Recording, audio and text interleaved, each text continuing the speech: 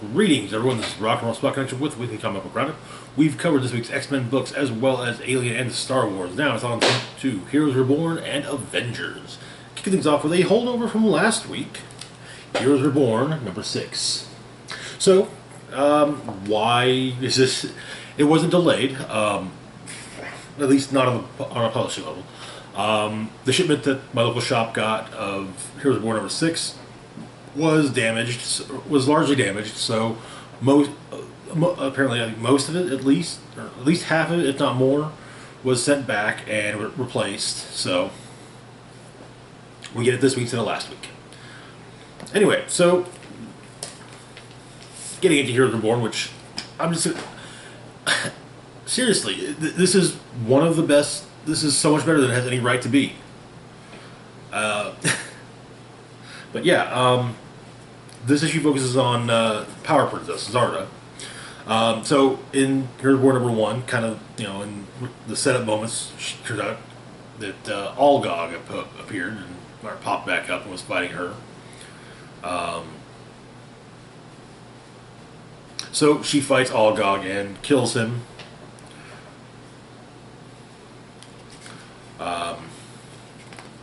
While he brags about all the gods he's killed.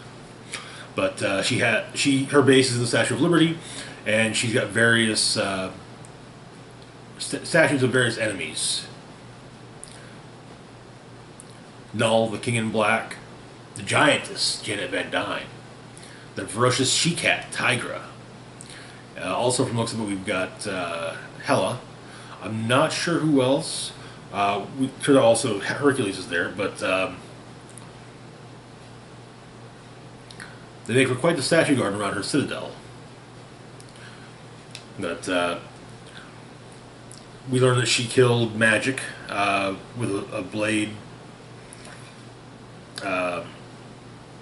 forged from Colossus' metal skin. She uses the Siege Perilous to find booze from other places. She has the Destroyer armor. She's got various trophies. Her and Namor were an item back in World War II. And there's a thunder that wakes her up. So she once again turns Hercules to flesh and asks him what of it. And he simply laughs, and she turns him back to stone. So she goes to Asgard with one of her weapons, the Rainbow Axe, made from the remnants of the Rainbow Bridge. And Asgard is ruined, just as it was the last time she was there. There's a man there. Long blonde hair, muscular, reeks of booze. Yeah, it's Thor. And he gives her a fight like she hasn't had in a long time. But, yeah. And he reclaims Mjolnir and turns into classic Thor, and then he's gone. And so the next day she calls together the squadron, and it turns out there's a forgotten Norse myth of Odin's lost son, banished to Midgard many years ago, never heard from again. But she asks if any of the squadron have heard of beings called the Avengers. Our backup story kind of follows Zarda over the centuries. Iceland in the age of Vikings, Berlin in 1945 after she decapitated. Actually, I take that back. It follows Thor through her time. Iceland in the Viking days, Berlin in 45. All the while he's on Earth drinking, the meteor that never emptied. We see her defeating the Gore the God Butcher, turning All Black the Necrosword into a Necro Lasso, and fighting with the aid of young Utopian Zarda and age-old Queen Zarda from the end of time, much as Thor fought Gore with a younger version of himself and an end of time version of himself. But he knows things are wrong, and then the Phoenix comes to see him. So then her friends can help him with that. Um, the title's great. Seriously, I mean, oh, so I can't believe how good Heroes Reborn truly is. I figured it would be enjoyable, but I mean, they're fleshing out the universe in a way that actually makes me want more, at least of the past. Yeah. Anyways, moving on to Heroes Reborn number 7. So they as 6 ended with the squadron brought together. 7 begins with a flashback to during the Civil War. Apparently, in the end of it, it wasn't just about a registration act. It was also about the fact that both Nighthawk and Hyperion have a thing for Power Princess. But during the Civil War, Nighthawk basically once again bonded himself to the symbiote. The symbiote got flown into space, though. But it came back and bonded with Red Skull. So they kind of bring up a few things. Like, Blur mentions he's something weirder than the Dread Dimension. But Dr. Spectrum says everything is weirder than the Dread Dimension.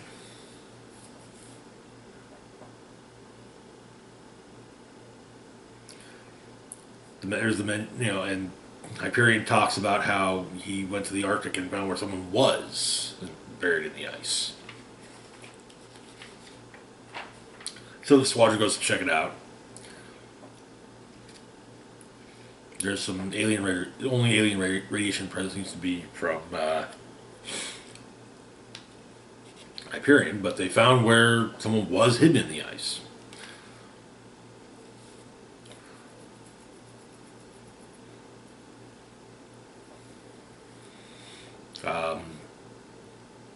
Rocket's old spaceship is destroyed, along with the remains of Groot. Power Princess and Nighthawk talk, including watching surveillance footage from the Ravencroft riot. Man with a Star-Spangled Shield, Blade, and what appears to be the Phoenix, with Zardos claiming that she tore Jean Grey apart and flew the pieces of the four corners of the cosmos. Find out that years ago in Canada, Wolverine, with magically enchanted claws, stabbed and killed Hyperion for the death of Jean. More on that actually later. But the squadron goes into space and they end up, they find Wakanda. However, we're looking for Wakanda. Power Princess and Blur go to Ravencroft to talk to Goblin. Apparently, recently, Silver Witch fired a hex bolt into her skull. So we were running ahead at 1,000 miles an hour. He claimed all he did was talk to her in the dark. And then Power Princess shoves her fist through his chest. We get another flashback to when Osborn was running for president and created his own Dark Squadron. The Sentry, Moon Knight, Nova, Valkyrie, and the Ghost Rider.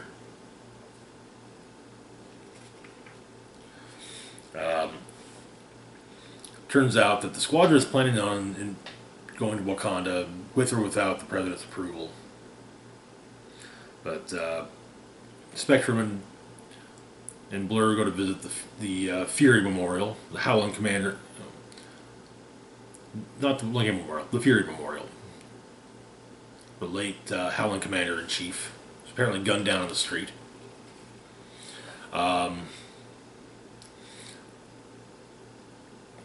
But there's some weird. Even Blur does admit that time travel things. He feels like things don't always work out great. And a moment in time, the Blur in hell saying goodbye to his wife, Mary Jane Stewart, while Mephisto watches. But outside of Wakanda, they're trying to make their way through the barrier when it opens, and the Avengers come out.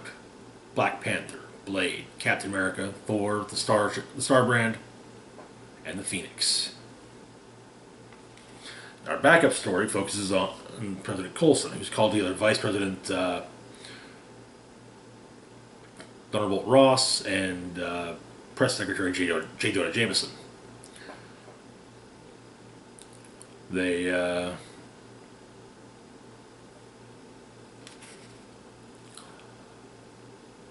Coulson tells them has briefed them what's going on, and then promptly kills the both of them.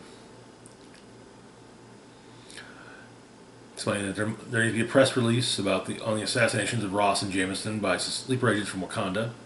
Must sound appropriately stirring. Turns out that Mephisto takes the form of a hound to speak with him.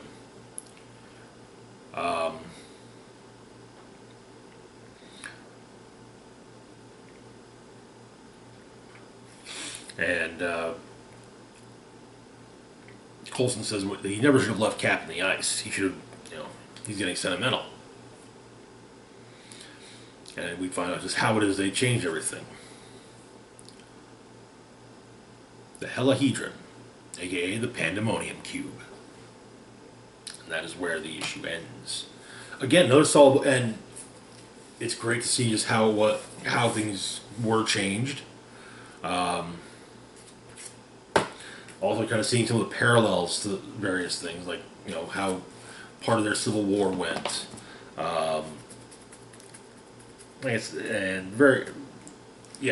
And finding out what happened to, President Nick Fury.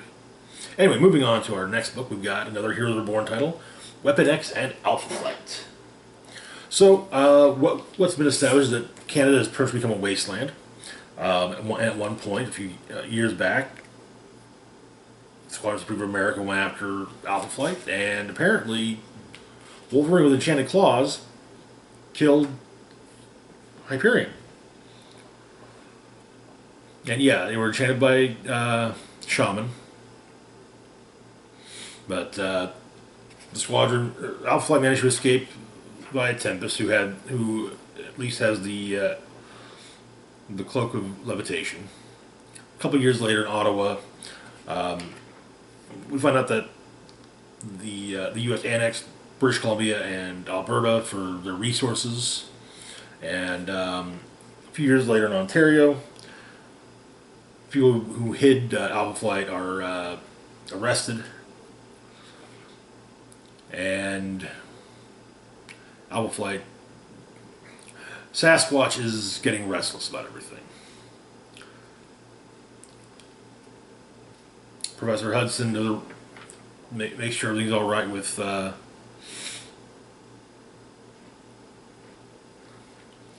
Wolverine, with Weapon X.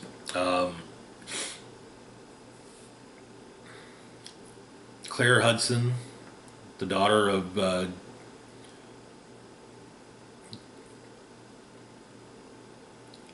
Guardian Vindicator, makes repairs for her Guardian armor.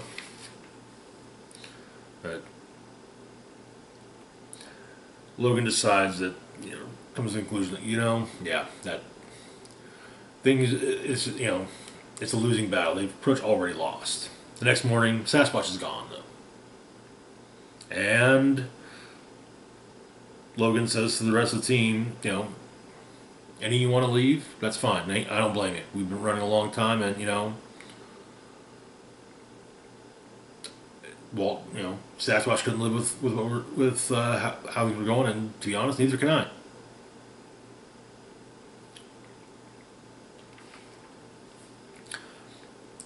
But they go to make a deal in Nova Scotia a few days later. They say, hey, leave us alone, or yeah. Following day, Walt comes back, explaining that the prisoners that they were trying to get freed are about to be tried and hung for treason. So they go in Ottawa. So Alpha Flight goes to stop it, and turns out they were all betrayed by Sasquatch. Basically, they give up Logan. Everyone else gets to live.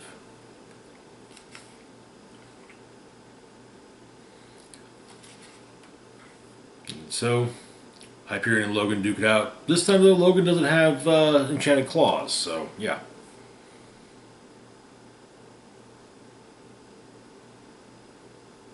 And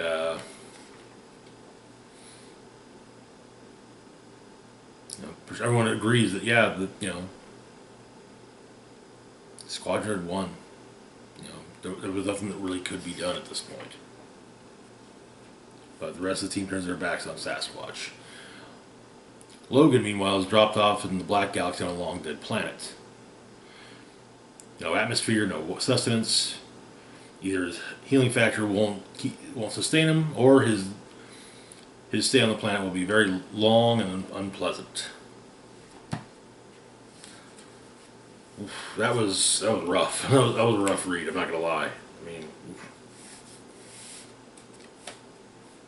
but it does kind of answer, one of those various fanboy fight questions. Can Wolverine cut Superman's skin? Probably not. Anyway, on to our last part of the video, Captain America Annual, part of the Infinite Destinies group of annuals. So this time we've got what do they have calling him? Overtime. This time, we got Captain America and Black Widow going after Overtime. Hector Bautista popped up first in Infinity Wars Infinity Infinity. Then Wolverine and Infinity Watch. And yeah. But turns out what he's trying to do, he's actually trying to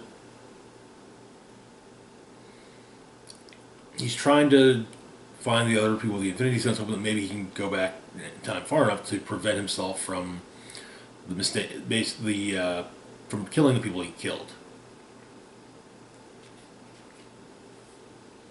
But Cap and Widow find he's actually getting pretty good with the Time Stone.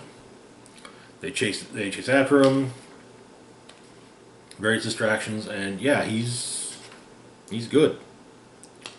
But they try to take him down. Fight breaks out, and Bautista escapes. That said, Cap decides that, yeah, he's a black hat and a screw up. He was kind of debating on if Bautista was one or the other, a screw up in the wrong place, or a black hat. He's a black hat and a screw up.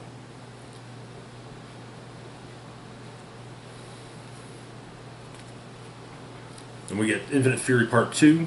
A sparring match between Cap and Nick Fury Jr., during which Cap asks if Murray Hill showed Fury the list, the Abaddon list, extinction level threats. Among those on it are Galactus, Shumagorath, Annihilus, Thanos, Apocalypse, Mephisto, and the Infinity Stones. And Cap tells him the stones are back. Explaining, telling him about his run with Bautista, as well as Star, who has the Reality Stone. But it seems that it feels like someone else is looking for them.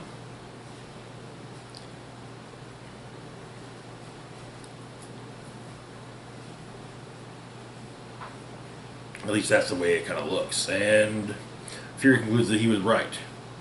This business with the Infinity Stones, it's Fury business. Which is where the issue ends. To be perfectly honest, the A story, it's not bad. It's just were it not for the nods to past stories, it would honestly kind of feel like one of those, this could happen. This could have happened at any, This is not a story that means anything, but yeah, it's not a bad story. It's not a great story. It's fun. Infinite Fury Part 2 is kind of the real standout, with the whole thing being framed around a sparring match between Nick Fury Jr. and Captain America. But anyway, that's it for now. As always, feel free to like, share, and subscribe. Links to my Facebook, Twitter, Patreon, and PayPal account in the description box down below. This is Rock and Roll Spuck signing off, saying live long and rock hard.